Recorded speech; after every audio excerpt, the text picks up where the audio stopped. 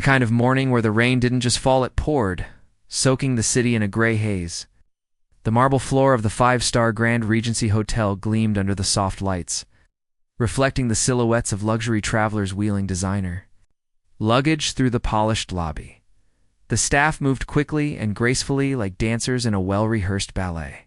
Bellboys in crisp uniforms greeted arriving guests. Receptionists were practiced smiles. Jazz music floated gently in the background. Everything was as usual till he arrived. The door slid open, and in stepped a man unlike any the hotel had. Seen before, tall, impeccably dressed in a flowing white kandora and a red checkered keffiyeh, secured with a black eagle. His skin was olive-toned, his beard trimmed and neat. Now wore no sunglasses. No flashy jewelry, yet his aura screamed power, confidence, wealth. Every step he took was smooth, deliberate, and silent, as though the floor itself dared not echo. Beneath him, the bellboys froze. The concierge blinked, even the guests lounging by the lobby bar put down their drinks to get a better look. The man paused in the middle of the lobby, glanced around slowly, and smiled politely. He was the very picture of royalty. Whispers began circulating like wildfire. Who is he? Some prince? Maybe a royal from Dubai? No, I think he's from Qatar. Look at the watch. Rumors flew before the front desk even had a chance to greet him. Then came the first sign of tension. The receptionist, a young man named Daniel, walked up with a professional smile and said, "Good afternoon, sir. Welcome to the Grand Regency. May I help you with your reservation?" The man nodded politely, but said something in Arabic. His tone was calm, his voice deep soothing. Even but his words meant nothing to Daniel. "I'm sorry, sir." Daniel tried again, slightly slower. "Do you have a booking with us?" Another warm smile. Another response, still in Arabic. Daniel quickly gestured for the concierge, who came over with a tablet. "Maybe he has a digital confirmation?" the concierge whispered, flipping through translation apps as the guest patiently waited, but nothing worked. Everything the staff said was in English. Everything the guest said was in Arabic, and they weren't connecting. The concierge tried showing him icons on the screen room. Passport, reservation. But the man simply responded with a string of phrases no one understood.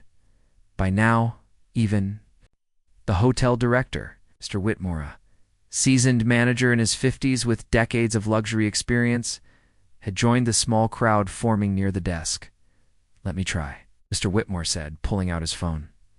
"I'll use Google Translate." Typed, "Welcome, sir. Do you have a reservation?" The app spoke the words in Arabic, a robotic voice echoing across the lobby.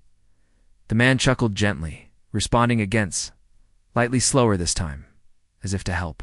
But the phone app only caught fragments, translating them as arrived, opportunity, experience, no booking. It made little sense. Staff and guests were starting to get uncomfortable. Not because of the man, but because of how helpless everyone felt. The man didn't seem frustrated. In fact, he remained completely calm. He looked around with thoughtful eyes, almost amused by the effort.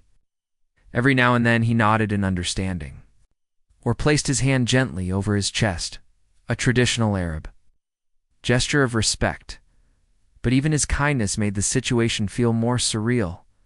How could a man so powerful, so composed, walk into one of the most luxurious hotels in the city without speaking a word of English, and not even seem concerned? It was a mystery.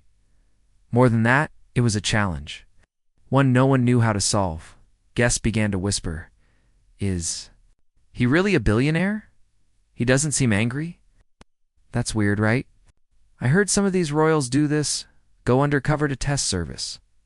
The whispers grew louder. One guest even tried taking a picture, but the man raised a hand softly and shook his head. No aggression, just gentle refusal. A couple of staff members discreetly started checking the guest database for foreign royalty, Middle Eastern elite, or anything close. Still nothing. He could be royalty or just incredibly rich, the manager muttered under his breath. But why here? And why now? The mystery deepened. Then something unexpected happened. A sound, soft but clear, from across the lobby came. The wheels of a cleaning cart. Pushed by a housekeeper no one had noticed before. Her name was Amina. She moved quietly like she always did, neatly dressed in her light gray housekeeping uniform, her black hair tied back into a low bun. She wasn't someone guests ever paid attention to. She was a maid, after all, just another part of the hotel's background. But Amina had been watching. She'd seen the man arrive. She'd seen the confusion grow. And now she saw the man standing alone, surrounded, yet unheard. Her eyes narrowed slightly, something about his hand gestures, his smile, his attempt to communicate. Knew this. She recognized it. Without waiting for permission, without fear of judgment, Amina stepped forward. Staff turned. "Ma'am," someone started, but she raised a finger gently. And then she looked the billionaire straight in the eyes and said, with a respectful smile, "Assalamu alaikum. How can I help you?" The billionaire's eyes widened. The first time since arriving, his face broke into a genuine, full smile. He placed a hand over his heart again and replied with heartfelt gratitude in Arabic. The conversation flowed effortless, warm, and fluid. The entire lobby was stunned into silence. People who had just dismissed her as just the maid now stared with open mouths. Staff who had failed to help in 10 minutes watched as Amina solved everything in 10 seconds. And in that moment, something shifted. The story was no longer about a billionaire no one could understand. It was about the one person who could, and no one had expected it to be her. At the far corner of the opulent hotel lobby, behind the hum of conversations and clicking luggage wheels, a housekeeper moved with quiet precision. Her name was Amina Diop. She was young, black, and soft-spoken. Her uniform was spotless, her posture humble, and her steps unhurried. Most guests barely noticed her. To them, she was just another background figure, part of the scenery that kept the hotel beautiful but invisible. But Amina was more than that. She was observant. Her eyes were sharp, her ears tuned to the tiniest of shifts in tone and expression. As a maid, she had learned to navigate luxury spaces while remaining unseen. She knew how to move without interrupting, how to clean around important conversations, and how to be present without being present. That morning, as she replaced towels on the cart near the front lobby, she had watched it all unfold. The confusion, the frustration, the helplessness of the staff, and the calm, dignified silence of the mysterious Arab man in white. Amina's heart thudded in her chest. She knew that silence, that patience, that respectful hand placed over the chest. She had seen that before. In her grandfather, born in Senegal. Amina was raised by her grandparents in a small town where tradition still meant something. Her grandfather had studied in Morocco, and Arabic had been spoken at home alongside Wolof and French. Amina had grown up surrounded by prayer, discipline, and the warmth of a tight-knit community. Her grandmother would often recite verses from the Quran while braiding Amina's hair as a child. Amina had loved language. Words fascinated her, their meanings, their power. By the time she was 13, she could speak 4 languages. At 16, she won a national competition for Arabic poetry recitation. But then life changed. Her parents, who had left Senegal for America, arranged for her to join them. The move to the U.S. was supposed to mean opportunity, but instead it meant starting over. Amina arrived with dreams but found herself lost in translation. Her degrees weren't accepted. Her fluency was ignored. Employers cared only for her English, for her ability to work long hours. So she took the job she could get, a maid at the Grand Regency, not because she lacked skills, because she had responsibilities. Sending money home to her younger siblings, helping her ailing grandmother, and saving for her own future education. And now, here she was watching as managers and executives stumbled over a language she had mastered before she was even a teenager. She pushed her cart slowly toward the front desk, heart pounding. Her thoughts raced. Do I speak up? What if they think I'm overstepping? What if I get fired? But then she looked again at the man. He didn't look angry or impatient. He looked hopeful. like he was waiting for someone to simply try. That was enough. She parked her cart beside the nearest marble pillar, straightened her uniform, took a deep breath, and stepped forward. "May I try?" she said. The concierge blinked. You mean try what?" Mina gestured toward the man. "I think I can help." No. The hotel manager raised an eyebrow. With all due respect, Amina, this guest doesn't speak English. I know, she replied softly. "But I speak Arabic." A stunned silence fell over the group. The other staff exchanged looks. A few guests nearby turned to see what the commotion was about. Amina ignored them. She turned to the man, bowed her head slightly, and said in a clear, respectful tone, "Assalamu alaikum. How can I help you?" It was as if a switch had flipped. The man's face lit up. His eyes widened in surprise, then sparkled with genuine joy. A smile broke across his face, broad, warm, and unmistakably relieved. He placed a hand over his chest. "And peace be upon you. Praise be to God. Finally, someone who understands me." The two began speaking quickly, naturally, effortlessly. No awkward pauses. Just two human beings connecting. Amina nodded, occasionally taking quick glances at the stunned hotel staff. She clarified his situation, confirmed his booking, and listened intently. After a few moments, she turned to the manager. "He has a reservation under a different name. It's a business pseudonym. He wanted to stay anonymous to observe how your hotel treats ordinary guests." The manager's jaw dropped. "Wait, he's here to test us?" Amina nodded. "He's very impressed with your hospitality so far. But more importantly," he said. She turned to Sheikh Omar again, then smiled.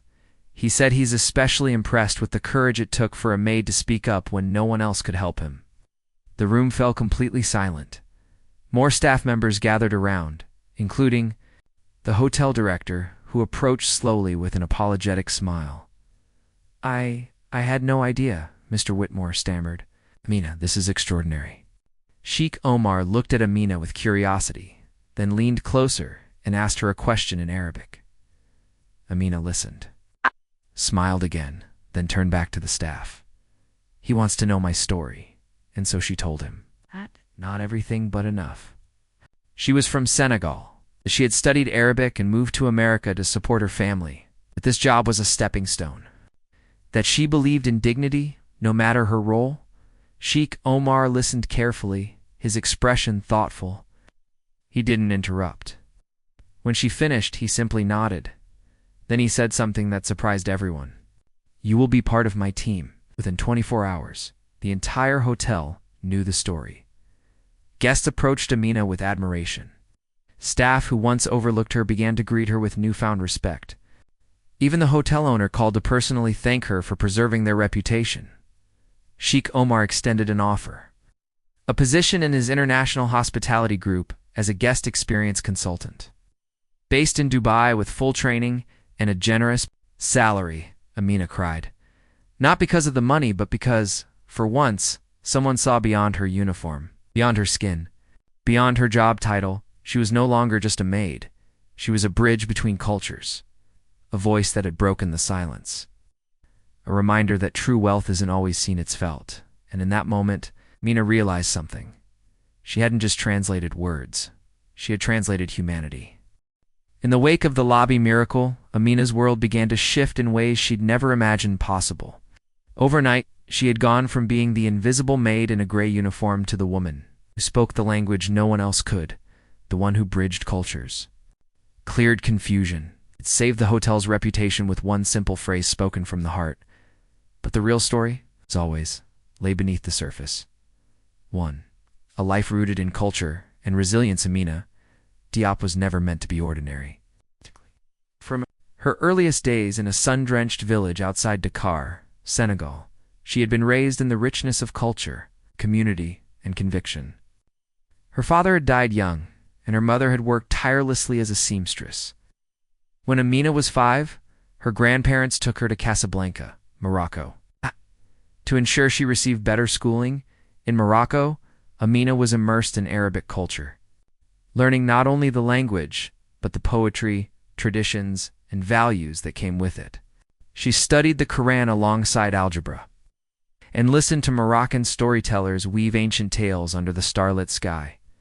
By age 10, she could fluently switch between Wolof, French, and Arabic. By 16, she'd begun tutoring other children and winning awards for recitation and public speaking. Still, dreams were expensive. Her family couldn't afford university fees, so when the opportunity came to join her uncle in America, leaped at it, hoping the land of dreams would be her launch pad instead. She arrived to a very different reality too. America, land of opportunity. And overlooked talents in the U.S., Amina faced the harsh truth that language, intelligence, and grace meant little without the right degree or accent. She worked 2 jobs waiting tables and cleaning while sending money back home to put her siblings through school. At the Grand Regency, she was just another uniform. No one asked her story. No one knew she once recited verses by Knights or Kabani, or helped translate letters for her village elders. But Amina didn't let bitterness grow in her heart. She worked with pride. She folded each sheet like an origami expert. She polished tables as if they were altars. Her mind stayed sharp. Her spirit stayed grateful. It was this quiet excellence that Sheikh Omar Al-Fulin had noticed. 3. The billionaire's secret. Sheikh Omar was not your typical billionaire. Yes, he had private jets and palaces in Abu Dhabi. Yes, he wore bespoke watches and donated millions to causes. But beneath the wealth lay a man raised with humility and vision.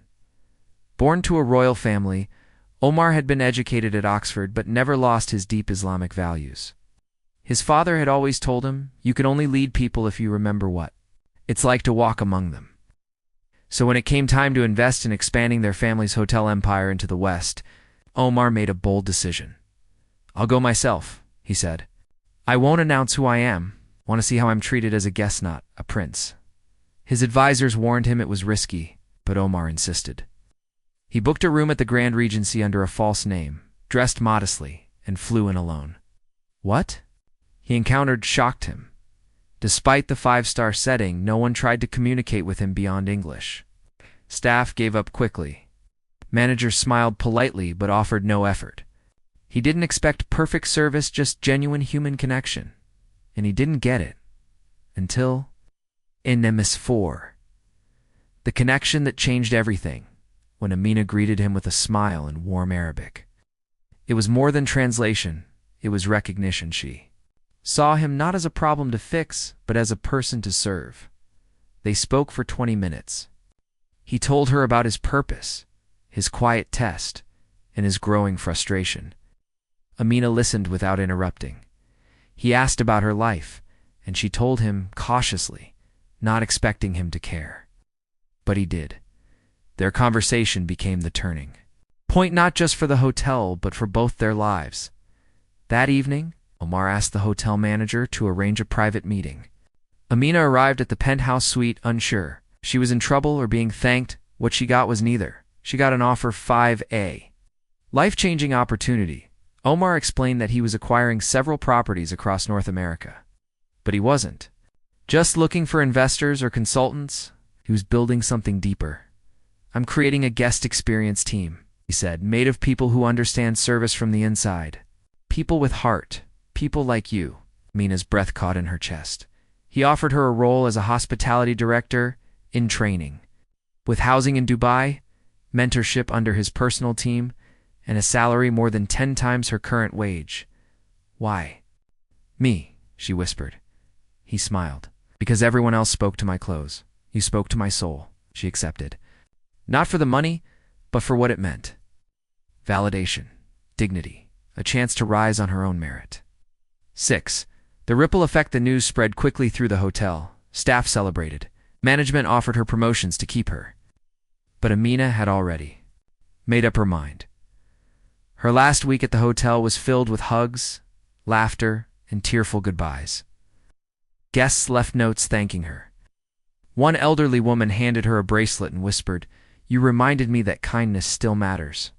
By the time Amina boarded the private plane to Dubai, she was not the same woman who once mopped the floors unseen. She was now a symbol of possibility for every maid, every immigrant, every overlooked soul who dared to stay kind in a world that so often looks the other way. And as for Sheikh Omar, he had found not just a new team member, but a lifelong friend. He later told his board, "This woman reminded me why we serve not for status, but for spirit." Later that day, Amina was summoned to the executive suite. At first, she thought it had to be a mistake. Housekeepers didn't get called to the top floor, not unless something had gone terribly wrong. Her heart pounded as she rode the elevator. Up, her mind racing through every possible misstep she might have made. But when the doors opened and she stepped into the plush hallway lined with gold-trimmed mirrors and Persian rugs, she saw him Sheikh Omar Al-Fulan standing beside Anne. Elegantly dressed man with a leather folder tucked beneath his arm. "Welcome, Miss Amina," the assistant said with a respectful nod. "The Sheikh would like to speak with you. I'll assist with translation if needed." But they both smiled when Amina answered in flawless Arabic. "Thank you. I understand." The suite itself was like a Palooza private dining table with crystal glasses, towering windows overlooking the city, and white orchids set in marble vases. But Amina was too nervous to admire the view. Her palms were sweating. She sat when asked, shoulders straight, posture respectful. Omar began gently. "Amina, I've been watching not just how you spoke to me, but how you carry yourself every day." He leaned back, folding his hands over his lap. "I send you comfort." An elderly guest this morning when she couldn't find her medication. "How you refolded towels," a colleague had rushed through, not for praise, but because it was the right thing to do. "I saw how you moved with humility, but not invisibility." Amina listened in silence, overwhelmed. No one had ever described her with such detail.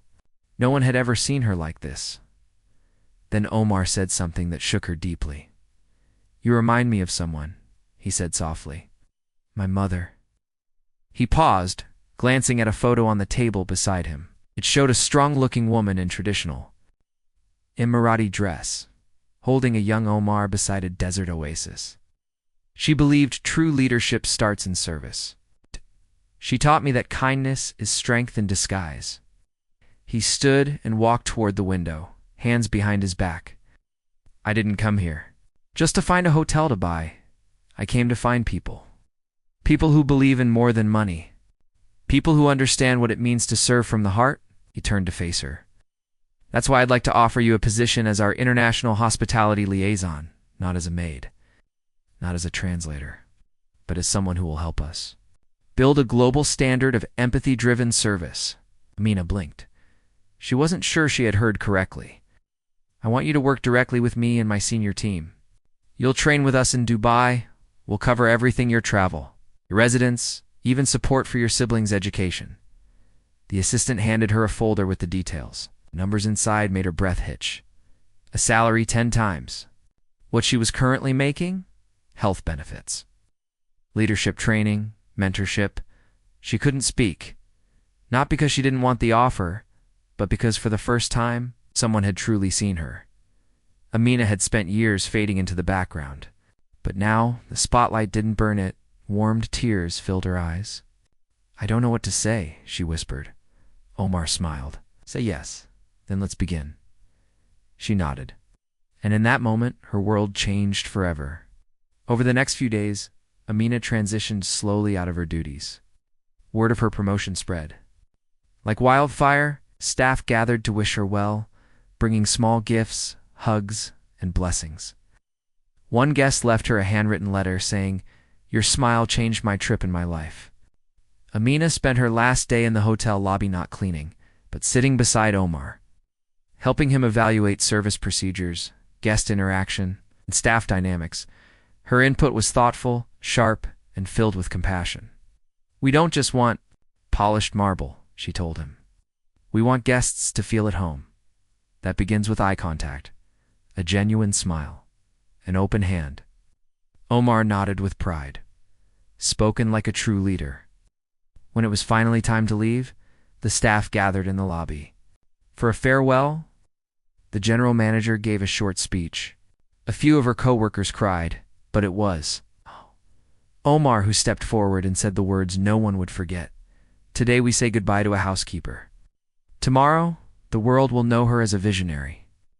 Amina boarded the private flight with a heart full of gratitude as the plane lifted into the sky. She looked down at the hotel that once saw her as invisible. Now, she was unforgettable. Word spread fast around the hotel. Staff members whispered about the maid who could speak. Arabicand won the heart of a billionaire. Guests began asking for her personally. Some even took selfies with her, but Amina never changed. She kept working until her last day, pushing that cart with pride. 1 week later, she flew to Dubai with Sheikh Omar's team, and as she boarded the plane, her old manager handed her a note. Oh. It read, "You reminded all of us that sometimes the quietest voice can speak the loudest truth." In the end, it wasn't just about language, it was about respect, it was about heart, and it was about the power of being kind to someone, even when no one else understands them. Word spread fast around the hotel. Staff members whispered about the maid who could speak Arabicand, won the heart of a billionaire. Guests began asking for her personally. Some even took selfies with her, as if she were a celebrity. Her story was spreading beyond the walls of the hotel, shared by guests on social media, as a story of kindness, connection, and unexpected success. But Amina never changed. She kept working until her final shift, pushing that cart with pride, her uniform crisp, her head held high. She still greeted every guest with the same warmth. She still folded each towel with the same care. She didn't ask for attention. She didn't seek praise. She simply continued being herself. She spent the week transitioning between roles, finishing her work as a housekeeper while shadowing some of the senior staff members under Sheikh Omar's guidance. She helped create training modules for empathy-based service and advised on changes to the hotel's guest experience strategy. One morning, she helped a young trainee who had spilled a tray of glasses in the hallway. Instead of scolding her, Amina knelt beside the girl, helped clean up, and said, "It's okay to make mistakes. What matters is how we recover." It was moments like these that defined her leadership: quiet, sincere, and unforgettable. On her last day, the hotel organized a small farewell ceremony in the main lobby. Staff from every department, housekeeping, reception, kitchen, even maintenance, gathered to honor her. There were flowers, cupcakes, and hugs. The general manager gave a short but heartfelt speech, commending her not just for her new role, but for reminding everyone what hospitality really means. And then came a surprise. Sheikh Omar himself appeared. Wearing a tailored suit with a subtle gold pin on the collar, he addressed the crowd. "There are many things money can buy," he said, "but character isn't one of them." Amina didn't just help me communicate, she reminded me what leadership looks like. She reminded all of us. He handed her a silver envelope. Inside was her formal employment contract, first-class flight details to Dubai, and a handwritten note. "Greatness begins in service." Amina fought back tears as she hugged each of her coworkers goodbye. Then, as she prepared to leave, her old manager approached. Quietly, he handed her a folded piece of paper. "Just something I wanted to say," he said. She opened it once she was on the plane. The note read, "You reminded all of us that sometimes the quietest voice can speak the loudest truth." As the engines roared and the plane ascended, Amina looked out the window. Below her, the city glittered like a promise. She thought of her younger siblings in Senegal. She thought of her mother, who used to sing to her in Arabic lullabies. She thought of her past, her struggles, and the long, lonely nights when she wondered if anyone would ever see her worth. Now, someone had.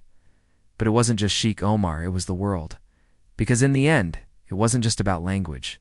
It was about respect. It was about heart. And it was about the power of being kind to someone, even when no one else understands them.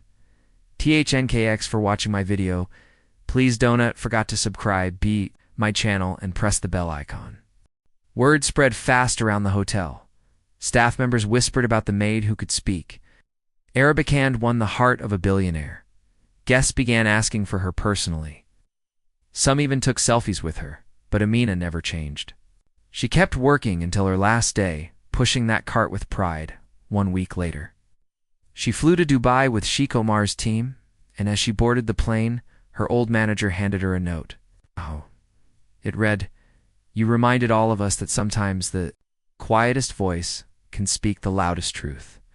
In the end, it wasn't just about language. It was about respect. It was about heart. And it was about the power of being kind to someone, even when no one else understands them. Word spread fast around the hotel. Staff members whispered about the maid who could speak Arabic and won the heart of a billionaire. Guests began asking for her personally. Some even took selfies with her, as if she were a celebrity. Her story was spreading beyond the walls of the hotel, shared by guests on social media as a story of kindness, connection, and unexpected success. But Amina never changed. She kept working until her final shift, pushing that cart with pride, her uniform crisp, her head held high. She still greeted every guest with the same warmth. She still folded each towel with the same care.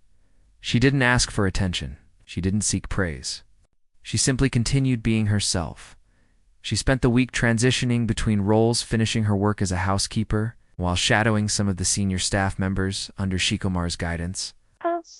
She helped create training modules for empathy-based service and advised on changes to the hotel's guest experience strategy. One morning, she helped a young trainee who had spilled a tray of glasses in the hallway. Instead of scolding her, Amina knelt beside the girl, helped clean up, and said, "It's okay to make mistakes. What matters is how we recover."